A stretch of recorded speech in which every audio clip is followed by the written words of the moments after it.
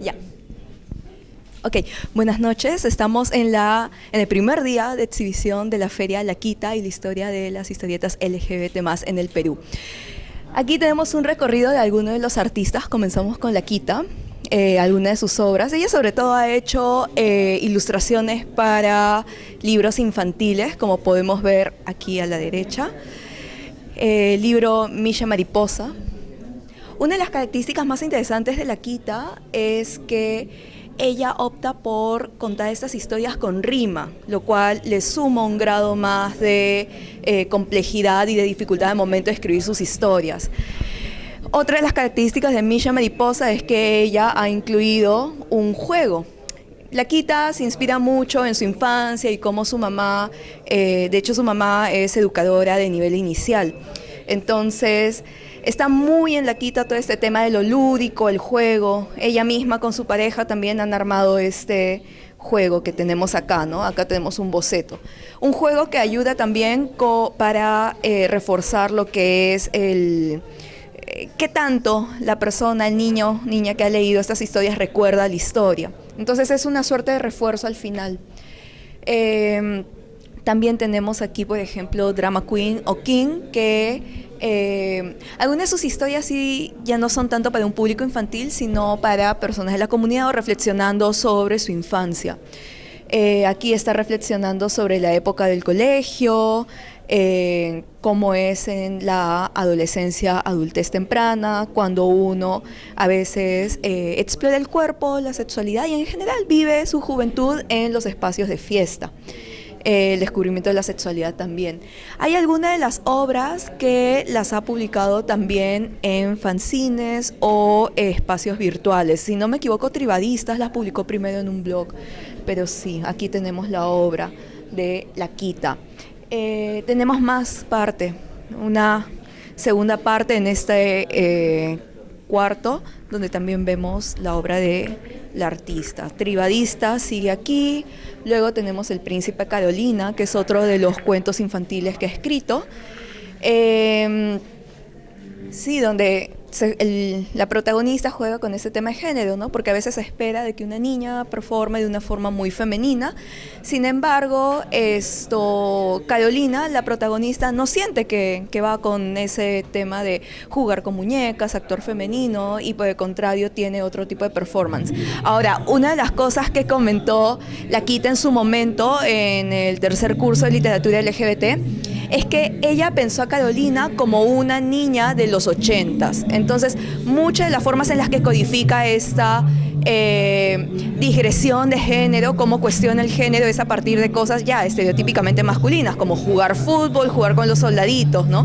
Que alguna vez se lo han cuestionado, pero claro, se dio cuenta, es que yo estaba pensando en un contexto de la niñez de los años 80, ¿no? Entonces sí, eso consiste El Príncipe Carolina, está Dorita el Dragón también, donde reformula todo este tema de una niña que está atrapada en el castillo con el dragón y que tiene como deseo casarse con otra mujer, ¿no? Y al final sí se lo dice a sus padres, que le gustan las mujeres y hay un final de aceptación en ello. Y Claudio el Tritón, que es una de sus primeras obras con temática homosexual. Sí, hay toda una suerte de reformulación y mucha imaginación en la obra de La Quita, en realidad. Luego tenemos una segunda parte que está dedicada a otros artistas que se dedican a publicar en fanzine, pero también se dedican a publicar en los espacios virtuales. Por ejemplo, Palanca, que fue el artista homenajeado en el anterior evento que tuvimos en Lima el 2022 en la Casa O'Higgins. Entonces aquí está Palanca con su obra. Él sobre todo publicó en revistas españolas. En su carrera fue sobre todo en el extranjero y ha sido reconocido en el extranjero. Tenemos a Palanca por un lado, tenemos a Rubo también. Estas obras, por ser publicadas en revistas especializadas LGBT, en realidad son bien abiertas en cuanto al tema de la sexualidad, ¿no? Si vemos el panel de la izquierda, extremo izquierdo, ya se ha elegido un panel no tan cargado en sexualidad, pero en realidad la historia nos muestra tríos, nos muestra de forma bien gráfica el encuentro homosexual entre esos dos personajes, ¿no? De hecho, si vemos las ilustraciones de Palanca, están muy cargadas en el tema del fetiche, ¿no? Por ejemplo, el fijarse en las manos, en los músculos, todo el tema del vello. Al fin y al cabo es un caricaturista, pero también es un caricaturista especializado en estas revistas para un público homosexual, ¿no? Sí, y luego tenemos por este lado el resto de artistas. En este caso tenemos todos los que son con influencia de anime y manga, ¿no? Por ejemplo, tenemos toda la escena de, por el 2010 en adelante, del grupo Michi Michi y Mintholic. Estos artistas, sobre todo en su mayoría fueron mujeres, se congregaron en grupos de producción. Estas artistas estaban muy inspiradas en el anime y en el manga, y específicamente en el género, en el subgénero yaoi, que es la mirada de la autora sobre la homosexualidad. Y claro, a veces se da también a partir del fetiche, pero también hay que pensar, ¿no? ¿En qué contexto nace? Nace en un contexto en el que las autoras todavía tenían bien reprimido, o las mujeres sobre todo tenían bien reprimido el tema de la sexualidad o el deseo. Entonces, ¿cuál era la forma de expresarlo? A través de cuerpos masculinos en relación con otros cuerpos masculinos. Aquí, cuerpos masculinos en relación a otros cuerpos masculinos. Estas autoras, o bueno, estos círculos de producción, había momentos en los que sí se dedicaron a publicar historias lésbicas. No eran la mayoría de fanzines que publicaban, porque también hay que tomar en cuenta, ¿no? El fanzine funciona mucho a que tú imprimes en pequeña cantidad para que te lo compren. Entonces, si la mayoría de chicas o de personas que iba a las convenciones y encontraba estos fanzines, más rápido vendía el fanzine yaoi que el fanzine yuri. Entonces, por eso es que las chicas preferían este tipo de producción, ¿no? También tenemos otros autores, por ejemplo, Chechi, que tiene toda una larga historia de participación en espacios de fanzine, ¿sí? Y luego se especializó en ilustraciones LGBT. Chechi, que ha publicado también sus paneles en Crónicas de la Diversidad. Luego está Glad también, que es de la escena del fanzine. De hecho, Glad nos ha dicho en algún momento, tanto en comunicación como en los conversatorios que tuvimos con ella, de literatura LGBT, que ella en su adolescencia consumía mucho yuri, porque lo veía descubrimiento de la sexualidad, una historia romántica, y normalmente tampoco es que se encuentren muchas historias sobre la temática lésbica.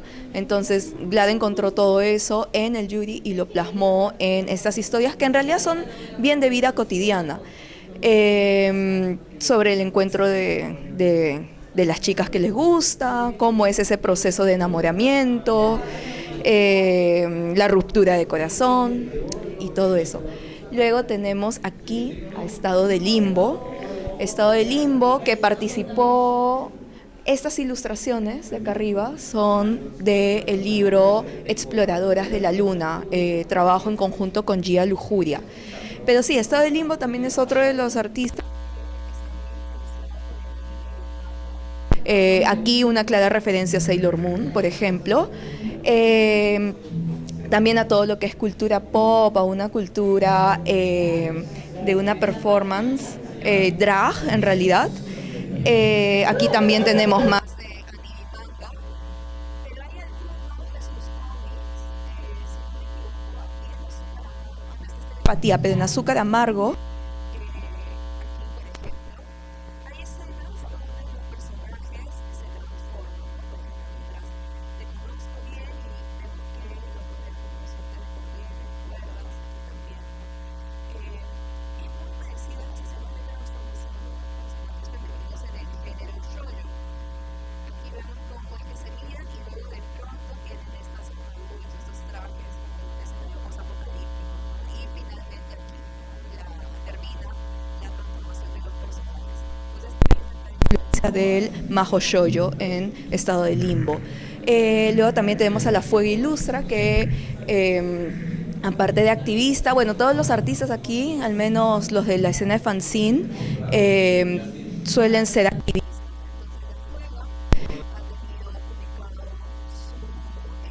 Sin tragicomedias lésbicas, que también es sobre escenas de la vida cotidiana de una mujer lesbiana. Luego aquí tenemos a Detsito, que es ilustrador, a Shanyu también, toda la escena de ilustración, junto con Jesús Morales Solís.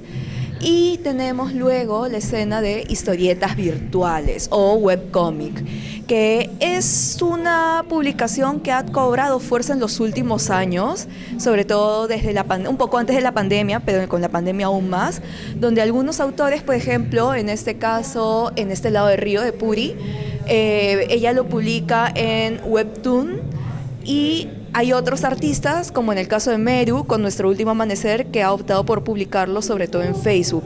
Y en ambos casos, las autoras lo que tienen que hacer, tanto en publicación virtual, bueno, publicación Facebook, como en publicación Webtoon, siempre tienen que ver cómo mantienen a su fandom y alimentarlo para que sigan semana a semana la historia, ¿no? Y esa es otra cosa, a diferencia del fanzine, que es una publicación un poco más pausada y que depende mucho de los festivales donde se publique, el webcomic tiene una publicación que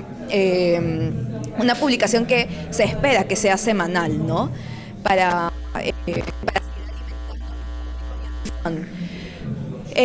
Addicted to You, por ejemplo, es otro yaoi, o Boys Love, Revuelta de la Llamarada es otro más que se publicó en Webtoon.